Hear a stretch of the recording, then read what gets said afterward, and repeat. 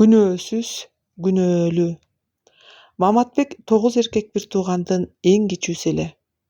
Алардын 6-оосу Улуу Ата мекендик согушка катышып, 3-өөсү согуштан алган ар кандай жаракаттары менен кайтып келишкен. 2-өөсү согуш талаасында дайынсыз жоголуп, Маматбек немистерге туткунга түшүп, кийин ал пленник, саткын катары түрмөгө камалып кетет. Ал убакта согушта туткунга жазып тайып түшүп калса, кечирилгис күнөө болгон. Маматбек эптеп немистердин колунан качып чыгат. Бирок аны совет аскерлеринин жашыруун сырларын өз жанын сактап калуу үчүн немистерге жасай турган стратегия тактикаларды айтып койгон. Ошондуктан немистер аман кое берген, болбосо өлтүрмөк. Мындай саткындарды түрмөгө камап же сүргүнгө айдоо керек деген чечим менен 17 жылга кесип жиберишкен. Азап тартып, кырчындай жаштыгын Сибирдин Сыз түрмөсүндө жатып, карагай кыйып өткөрүп, нак 17 жыл дегенде өз айылына кайтып келген. Айылында да аны эч ким чеке жылытарлык тосуп алышкан жок. Анткени бул жакта баары жаңырган. Айыл жаңы, адамдар жаңы. Маматбек 2 дүйнөлүк согуштан мурун финдер менен болгон согушка да катышат. Ал жакта 2 жыл, 2 дүйнөлүк согушта 4 жыл, түрмөдө 17 жыл болуп, баш аягы 23 жыл дегенде өз айылына кайтып келип атпайбы? Анан колхоздо баары жаңырып, жаңы муун алмашты. Жумуш сурап барса, жумуш бербейт. Өмүр таржымалын угуп эле жаа бою качышат. Ошентсе да, эптеп жалынып отуруп колхозго ат багуучу болуп орношот. Чабандарга берилүүчү аттарды ошол жерден алышчу. Ал жерде эч ким менен баарлашпайт, жалаң аттар. Муну колхоздун жетекчиси эч ким менен сүйлөшпөсүн деген таризде атайын ушул ишке буйругандай. Анткени Маматбек туткундалган да. Бирок ал ушунусуна да шүгүр кылып иштеп жүрдү. Кийинчерээк өзү жашаган айылдын башындагы шар сууга тегирмен куруп, ошону менен оокат кыла баштады. Айылдаштары да тегирменге жүгөрү, буудай тарттырып байма-бай каттап калышты. Ат сарайга караганда бул жерде аттар менен эмес, адамдар менен баарлашат. Өз ишине ыраазы. Бирок өмүрү өкүттө калган. Арманы ичинде. Эч кимге айта албайт. Маматбекке караганда агасы согуш талаасында 6 ай жүрүп, оң колуна ок тийип, жарадар болуп кайткан. Ошол бойдон колхоздун уюн багып жүрүп, ардактуу эс алууга чыкты. Согуш ардагери деген ардактуу наамга ээ болду. Ал ар жылы 9 майда орден медальдарын тагынып, салтанаттуу майрамга катышат. Төргө отуруп сый көрөт.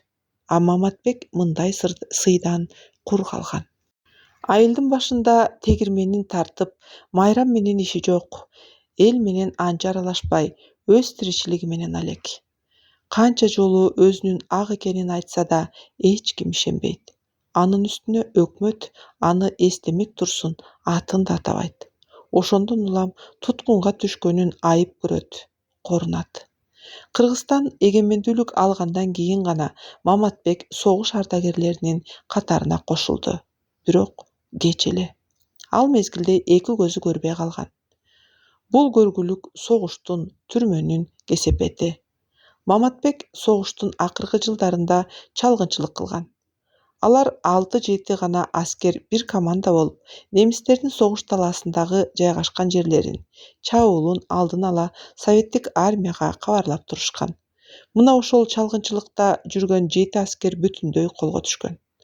Алардын кимиси каерде, кандай тагдырга туш болгону белгисиз.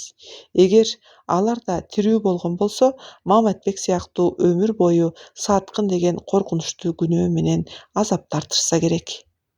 Анан ал жерден араң качып кутулса, кайра совет өкмөтү түрмөгө 17 жыл кармап шорлотту. Ошонун натыйжасында анын жасаган бир канча эрдиктери туткун деген коркунучтуу сөз менен жуулуп кетти. Маматбек кээде иниси Өзбекке арманын айтып калар эле. Сенин атаң согуштун четин эле көрдү да, бирок сыйды көргөн ошол. Ага каршылыгым жок, ошентсе да кээде ичиң өрттөнөт экен. Анткени чыныгы согушта мына мен болдум. Финдер менен да, немистер менен да жан аябай салгылаштым. Кийин партизан болуп согуштум. Мага көп сыйлык ыйгарышкан. Ошол оңбогон немистерге туткундалбаганымда сый-урматтын баары алынмак эмес. Наамдарымдын, төшүмө толгон орден медалдарымдын баары бир тыйынга арзыбай калбадыбы. Анын ордуна Шүмшүк Саткын атандым. Күнөөсүз түрмөгө камады. Менин күнөөм кайсы?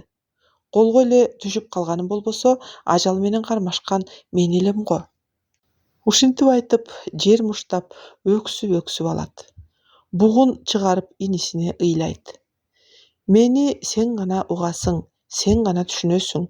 Ушул Совет өкмөтү канчалаган мага окшогон күнөөсүз күнөөлүүлөрдү азап чектирди. Мен бул өкмөткө нааразымын. Оңбосун. Акыры бул өкмөт кулайт деп буркурайт. Анын айтымында өмүрүн 17 жыл деген коркунучтуу сан коштоптур.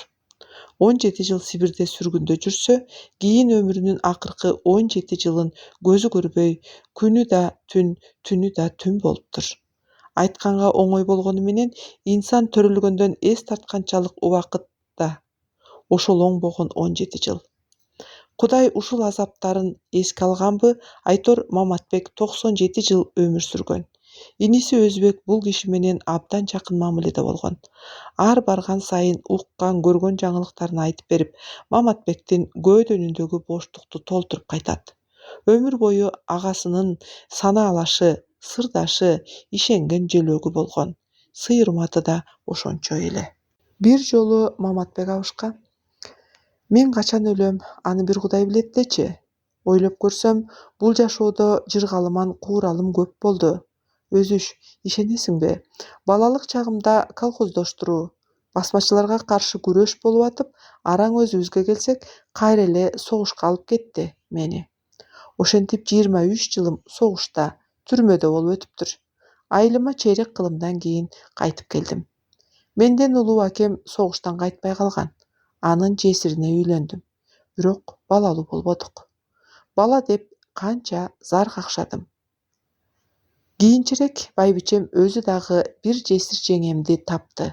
Ага нике кыйдырдым. Кудай жалгап ал уул төрөп берди.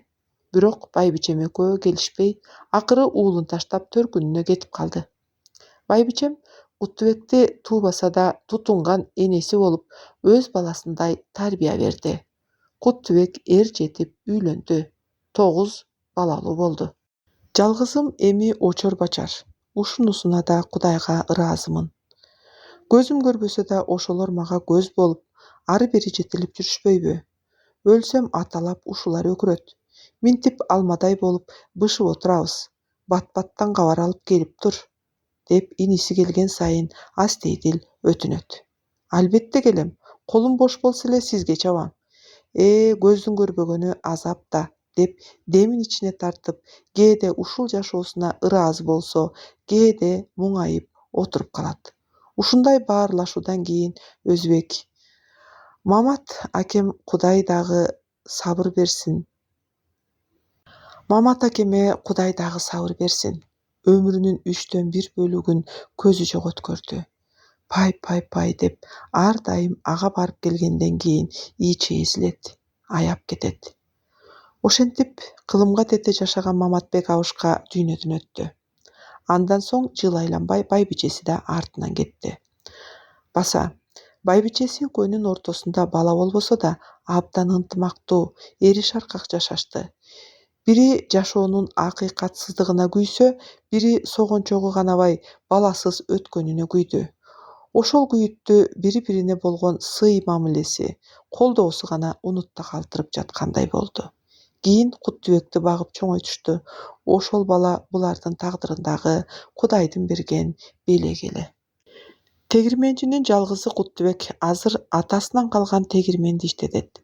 Сай боюндагы кичинекей үйдөн дүкүлдөгөн үн менен суунун шаркыраган добушу аралашып, кулакка бир топ атчан жоокерлердин майданга чаап бараткандагы дуулдаган сүрдүү үнүндөй бир башкача угулат. Анын ар бир дүкүлдөгөн үнү Маматбектин өткөн өмүрүн булугуп айтып жаткандай сезим берет.